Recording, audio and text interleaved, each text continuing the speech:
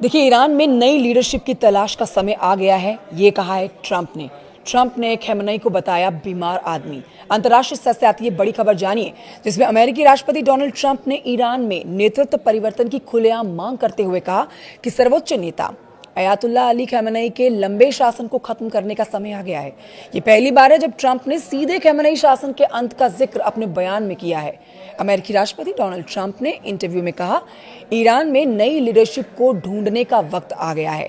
Trump ने तर्क दिया कि ईरान का नेतृत्व देश चलाने के लिए दमन और हिंसा पर निर्भर है। उन्होंने खamenei पर देश को पूरी तरह से नष्ट करने और अभूतपूर्व स्तर की हिंसा का इस्तेमाल करने का आरोप लगाया। देश को ठीक से चलाने पर ध्यान देना चाहिए, ये भी कहा है ट्रंप ने। जी हाँ, ट्रंप ने कहा है कि देश को सुचारू रूप से चलाने के लिए भले ही वो काम बहुत ही निचले लेवल का हो, नेतृत्व को अपने देश को ठीक से चलाने पर ध्यान देना चाहिए, जैसा कि मैं करता हूँ। अमेरिका के साथ मैं ऐसा ही करता हूँ, ना कि सत्ता पर नियंत्रण बनाए रखने के लिए हजारों लोगों को मारने पर। उन्होंने आगे कहा कि नेतृत्व सम्मान के बारे में है, ना कि भय और मृत्यु के बारे में। खamenei को बीमार आदमी बताते हुए डोनाल्ड ट्रंप ने कहा कि ईरान के नेतृत्व के कारण ही ये रहने के लिए सबसे खराब जगह है। आज ईरान के सुप्रीम लीडर अयातुल्लाह खamenei ने अमेरिकी राष्ट्रपति डोनाल्ड ट्रंप पर ईरान में हुई मौतों और अशांति के लिए जिम्मेदारी का ठीकरा फोड़ा है।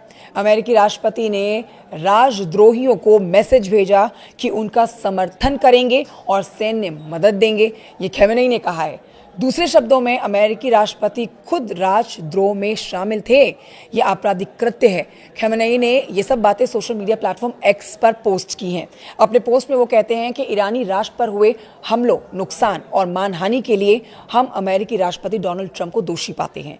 एक अन्य पोस्ट में उन्होंने ये भी कहा कि ट्रंप पर हिंसक समूहों को ईरानी जनता के प्रतिनिधि के रूप में गलत तरीके से पेश करने का आरोप लगाया।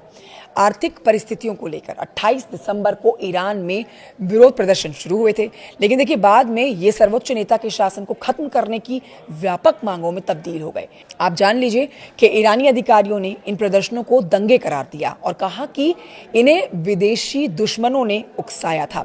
ईरान में लगभग पूरी तरह से इंटरनेट ठप होने के कारण मरने वालों की संख्या अभी तक साफ नहीं हो पाई है, लेकिन यह आंकड़ा फिलहाल 3000 के पार बताया जा रहा है। अंतर्राष्ट्रीय स्तर से बड़ी खबर इसे जरूर साझा करिएगा। नमस्कार।